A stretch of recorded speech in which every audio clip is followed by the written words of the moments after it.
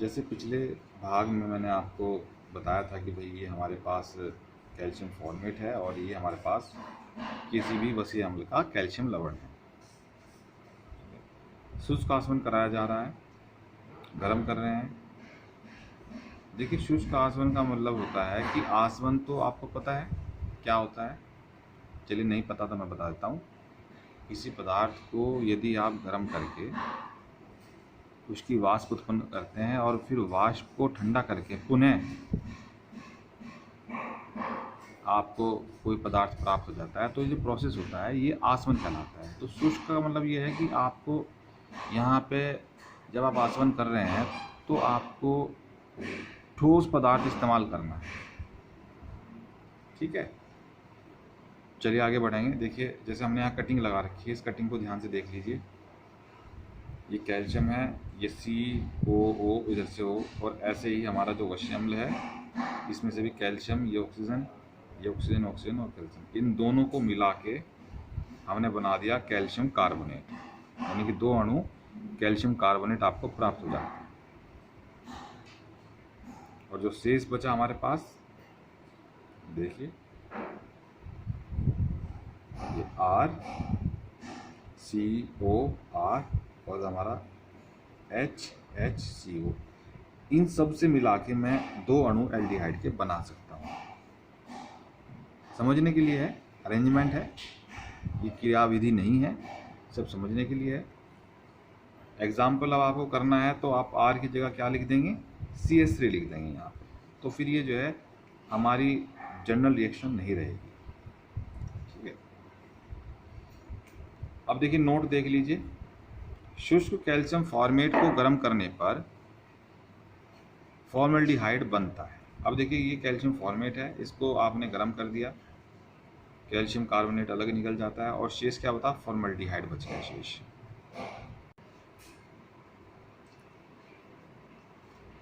ये बड़ी special reaction है, ध्यान रखेंगे कि शुष्क कैल्शियम फॉर्मेट को गर्म करने पर फॉर्मल्डिहाइड बनता है। देखिए, ये कैल्शियम फॉर्मेट है, फिर से बता रहा हूँ, गर्म किया, ये कैल्शियम कार्बोनेट अलग निकल जाता है। देखिए, कटिंग लगा रखी है हमने, और जो शेष बचा HCO, ये बन गया फॉर्मल्डिहाइड।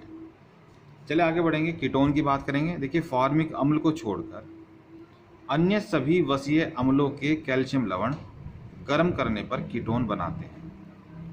फॉर्मिक अम्ल को छोड़कर अन्य सभी वसीय अम्लों के कैल्शियम लवण गर्म करने पर कीटोन बनाते हैं। अब देखिए, हमारे पास है यहाँ पे एक वसीय अम्ल का कैल्शियम लवण है। ध्यान रखने वाली बात यह है कि यहाँ पे फॉर्मिक अम्ल का कैल्शियम लवण नहीं है, क्योंकि फॉर्मिक अम्ल का कैल्शियम लवण तो ये रहा, इसे गर्म करने पे क्या बन रहा है, फॉर्मल्डिहाइड। तो हमने इसीलिए यहाँ पे पॉइंट लिख दिया कि फॉर्मिक अम्ल को छोड़कर अन्य सभी वसीय अम्लों के कैल्शियम लवण गर्म करने पर कीटोन बनाते हैं। तो देखिए, ये फॉर्मिक अम्ल का कैल्शियम लवण नहीं है, अन्य किसी भी वसीय अम्ल का कैल्शियम लवण है। इसको जब गर्म करेंगे आप, देखिए कैल्शियम कार्बोनेट निकल जाता है और जो शेष बचेगा वो कीटोन होगा। इसमें भी आप जो है R की जगह CH3, जैसे है ना, यहाँ पे R की जगह CH3 मान के इस एग्जाम्पल को करना। ठीक है जी, अगर मैं इसका नाम बताऊँ, अगर मैं R की जगह CH3 रख देता हूँ यहाँ पे, तो इसका नाम बन जाएगा कैल्शियम एथेनोएट।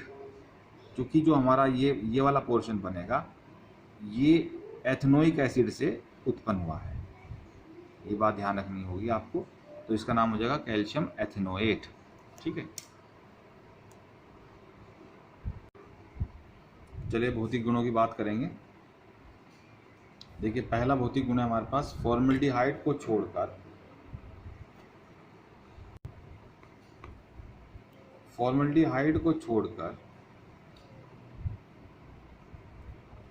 दो कार्बन से 11 कार्बन तक के एल्डिहाइड व कीटोन्स रंगहीन, वाष्पशील व उदासीन द्रव हैं, उच्च सदस्य ठोस हैं। दूसरा भौतिक गुण देखिए, एल्डिहाइड की गंध तीखी व अप्रिय होती है। तीसरा देखिए, कीटोन्स की गंध मधुर होती है। देखिए, जो डिओड्रेंट आप यूज़ भी करते होंगे तो उनमें कीटोन्स होते हैं, ये बात ध्यान रखें। नेक्स्ट है भौतिक गुण, एल्डिहाइड्स व कीटोन्स के निम्नतम सदस्य जल में आंशिक रूप से विलय हैं अथवा पूर्ण विलय हैं। एल्डिहाइड कीटोन के जो निम्नतम सदस्य हैं, यानी कि जो छोटे सदस्य हैं, ठीक है, वो या तो आंशिक रूप से विलय हैं या फिर पूर्ण रूप से विलय हैं। नेक्स्ट पॉइंट देखिए, एल्डिहाइड व कीटोन्स कार्बनिक विलायकों में विलय हैं। चलिए आगे बढ़ेंगे, रासायनिक गुणों की बात करेंगे। देखिए 3 रासायनिक गुण हैं।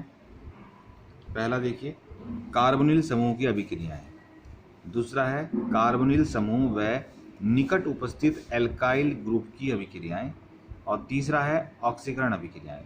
ये तीनों आपको लर्न करनी है कि रासायनिक गुण कौन कौन से हैं एल्डिहाइड कीटोन्स के। चलिए सबसे पहले है कार्बोनिल समूह की अभिक्रियाएं। ये देखिए कार्बोनिल समूह की अभिक्रियाएं निम्नलिखित हैं। इनको हम जो है 3 भागों में बांट लेते हैं। पहला है अपचयन, दूसरा है योगात्मक अभिक्रियाएं, और तीसरी है कार्बोनिल ऑक्सीजन की विस्थापन अभिक्रियाएं। इनको आप विलोपन अभिक्रियाएं भी बोल देते हैं। कभी कभी बोर्ड में विलोपन अभिक्रियाएं क्या हैं ऐसा पूछा हुआ है, तो इसलिए मैंने यहाँ पे विलोपन अभिक्रियाएं लिख दिया है। चलिए सबसे पहले बात करेंगे अपचयन की। ये देखिए हमारे पास एल्डिहाइड के लिए है, अभी ये रिएक्शन हम पढ़ेंगे एल्डिहाइड के लिए, जनरल रिएक्शन है। यहाँ हमने एक एल्डिहाइड ले लिया है, हाइड्रोजन गैस ले ली है, साथ में निकिल और पैलेडियम उत्प्रेरक है, या तो निकिल लो या फिर पैलेडियम लो। तो होगा क्या, देखिए सिंपल है। जो ये हमारा डबल बॉन्ड दिख रहा है, इसके अंदर एक पाई बॉन्ड होता है, एक सिग्मा बॉन्ड होता है। सिग्मा बॉन्ड तो मजबूत होता है, तो पाई बॉन्ड जो है वो वीकली बॉन्डेड रहता है, तो वो टूट जाएगा। इलेक्ट्रॉन्स ऑक्सीजन अपना ले लेगा और कार्बन अपना ले लेगा। देखिए 2 हाइड्रोजन है, एक इस ऑक्सीजन से जोड़ दीजिए और एक इस कार्बन से जोड़ दीजिए। देखिए तो ये हमारे पास बन जाता है प्राइमरी अल्कोहल। तो हमें ये पता चल गया है कि अगर यदि मैं एल्डिहाइड का अपचयन करा देता हूँ तो प्राइमरी अल्कोहल मुझे प्राप्त होगा। अब देखिए आप एग्जाम्पल के तौर पे R की जगह जो है आप CH3 ले लीजिएगा, ठीक है। चलिए आगे बढ़ेंगे।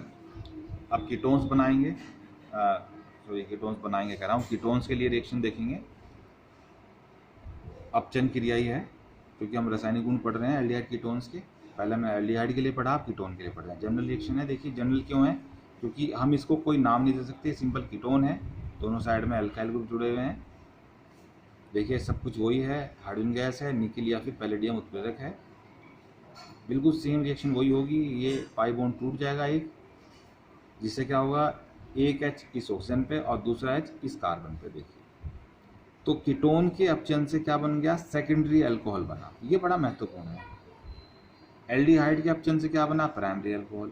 कीटोन के अपचयन से क्या बना, सेकेंडरी अल्कोहल। चलिए आगे चलेंगे। नोट देखिए, lithium aluminium hydride, zinc plus HCl, sodium amalgam plus ethyl alcohol. देखिए जैसे सोडियम अमलगम मैंने बोला, सोडियम अमलगम, यदि यहाँ पे कोई भी धातु हो तो उस धातु का नाम और साथ में अमलगम जोड़ना है, यदि वो धातु मरकरी के साथ मिला दी जाती है। जैसे सपोज करें यहाँ पे कॉपर है, मान लीजिए यहाँ पे सोडियम की जगह कॉपर है, तो क्या बोलूँगा मैं, कॉपर अमलगम। ये क्या है, सोडियम अमलगम, ठीक है। चलिए ये 3 हमारे पास अपचायक हैं, आदि और भी होंगे, ठीक है। ठीक है, ये सभी अपचायक एल्डिहाइड व कीटोन को अल्कोहल्स में बदल देते हैं, ठीक है। यानी कि जो ऊपर था वो तो था ही, इसके अलावा ये सब अपचायक और भी हैं, ये सब एल्डिहाइड कीटोन्स को अल्कोहलों में बदल देते हैं।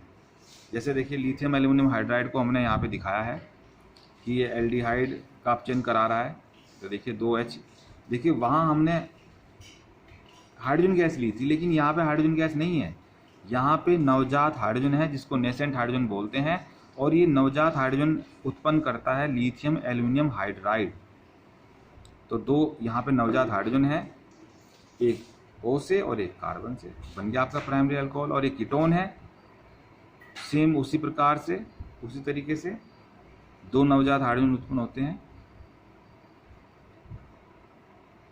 एक इस ऑक्सीजन से और एक इस कार्बन से। देखिए ये बन गया आपका सेकेंडरी अल्कोहल। एक बड़ी महत्वपूर्ण बात बता दूं आपको, जब हम अपचयन करा रहे हैं, जैसे यहाँ पे तो हमने जो है 2H दिखा दिए, अगर हम कुछ भी नहीं दिखाएं और सिर्फ लिख दें लिथियम एल्यूमिनियम हाइड्राइड, तो इससे हमें पता चल जाता है कि भाई अगर हमने ये वाला अपचायक लिया है या कोई अपचायक लिया है तो वहाँ पे हमें हाइड्रोजन प्रोवाइड हो जाएंगे, तो हमें यहाँ पे लिखने की आवश्यकता नहीं है।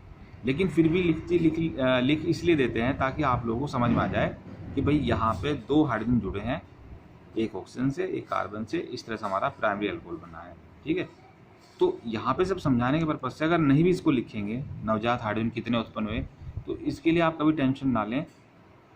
अपचायक अगर हम ले रहे हैं तो वो हाइड्रोजन उत्पन्न करेगा, बस आप इतना ध्यान रखें। चलिए आगे बढ़ेंगे। देखिए अब बड़ी महत्वपूर्ण अभिक्रिया है। देखिए कुछ अपचायक एल्डिहाइड व कीटोन्स को एल्केन्स में बदल देते हैं। ये बड़ी महत्वपूर्ण अभिक्रियाएं हैं, बहुत ज़्यादा पूछी जाती हैं बोर्ड में। देखिए एग्जाम्पल देखिए, हमारे पास 2 हैं, क्लीमेंशन अपचयन और वुल्फ किश्नर अपचयन। क्लीमेंशन अपचयन में जो हम अपचायक लेंगे वो क्या लेंगे, जिंक अमलगम और साथ में HCl, वो भी सांद्र। और वुल्फ किश्नर अपचयन में क्या लेंगे, हाइड्रोजीन प्लस KOH, और जो तापमान रहेगा रिएक्शन का 180 डिग्री सेल्सियस। चलिए सबसे पहले क्लीमेंशन अपचयन को देख लेते हैं। देखिए क्लीमेंशन रिडक्शन लिख दिया, ये एल्डिहाइड है, कीटोन है, अपचयन हो रहा है। देखिए जिंक अमलगम है, सांद्र HCl। ठीक है, जिंक अमलगम सांद्र HCl। जैसा हमने ऊपर बताया आपको कि अगर हम इनके द्वारा अपचयन करा देंगे एल्डिहाइड कीटोन का तो हमें एल्केन प्राप्त होंगे। यानी कि ये जो ऑक्सीजन है यहाँ से ये रिमूव हो रही है और जल बना रही है, यानी कि इसको हमें रिमूव करना है बस। तो इस ऑक्सीजन को रिमूव करने के लिए हमने क्या करा, यहाँ से 2 हाइड्रोजन उठाए, इस ऑक्सीजन के साथ मिला के जल बना दिया। अब 2 वैलेंसी फ्री है, यहाँ पे 2 हाइड्रोजन भी शेष रह रहे हैं, तो उन दोनों हाइड्रोजन को इन 2 वैलेंसी से जोड़ देते हैं। देखिए बन गया एल्केन। ऐसी कंडीशन इसमें भी है। तो अब मैं उम्मीद करता हूँ आपको समझ में आ गई होगी बात। तो यहाँ पे ये फंक्शन अलग है क्योंकि ये रिएक्शन अलग टाइप की है। तो सब ध्यान रखें, जो नॉर्मल अपचयन है जैसे हमने ऊपर पढ़ा, उन सब में आपका प्राइमरी और सेकेंडरी अल्कोहल बन रहा है। लेकिन यहाँ पे क्या हो रहा है, ये विशेष अपचयन क्रियाएं हैं, इनको भूलना नहीं है। क्लीमेंसन और वुल्फ किश्नर, इनमें एल्केन प्राप्त होता है हमें। ठीक है, यानी कि ऑक्सीजन यहाँ से हटा दी जाती है। आगे चलेंगे। देखिए वुल्फ किश्नर रिडक्शन है, ये यहाँ पे एल्डिहाइड है, यहाँ कीटोन है, रिएक्शन सेम है, बस हुआ क्या है, यहाँ पे अपचायक हमारा बदल गया है। यहाँ पे हाइड्रोजन साथ में KOH, हाइड्रोजन KOH, और तापमान कितना है 180 डिग्री सेल्सियस।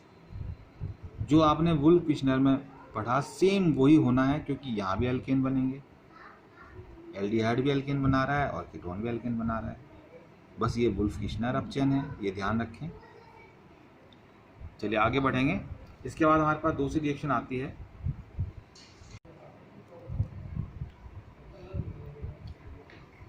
एल्डिहाइड व कीटोन्स नाभिक स्नेही योगात्मक अभिक्रियाएं देते हैं। ये दूसरा रासायनिक गुण है। ठीक है, एल्डिहाइड व कीटोन्स नाभिक स्नेही योगात्मक अभिक्रियाएं देते हैं। चलिए जी, यहाँ पे सबसे पहले हमारे पास रिएक्शन है सोडियम बाइसल्फाइड से योग। सोडियम बाइसल्फाइड से योग। देखिए सबसे पहले एल्डिहाइड के लेंगे, जनरल रिएक्शन है। देखिए एल्डिहाइड है, ये सोडियम बाइसल्फाइड है। अब देखिए होगा क्या, इस अभिकर्मक की उपस्थिति में जो पाई बॉन्ड है वो शिफ्ट हो जाएगा ऑक्सीजन के पास, क्योंकि ऑक्सीजन विद्युत ऋणात्मक ज़्यादा है। तो जो पाई बॉन्ड है वो ट्रांसफ़र हो जाएगा ऑक्सीजन के पास, जिससे ऑक्सीजन पे माइनस आवेश आ जाएगा और कार्बन पे आएगा पॉजिटिव चार्ज। अब देखिए जो ये 2 इलेक्ट्रॉन है, जो माइनस आवेश आया 2 इलेक्ट्रॉन के कारण आया, ये इलेक्ट्रॉन दे जाएंगे सोडियम को, क्योंकि सोडियम हमारा पॉजिटिव है, और जो बाइसल्फाइड आयन है उसके पास नेगेटिव चार्ज है, और वो जो इलेक्ट्रॉन है, जो नेगेटिव चार्ज के रूप में आपको इलेक्ट्रॉन दिख रहे हैं, वो दे जाएंगे इस कार्बन को। चलिए देखिए हमारे पास, देखिए ये प्रोडक्ट बन गया।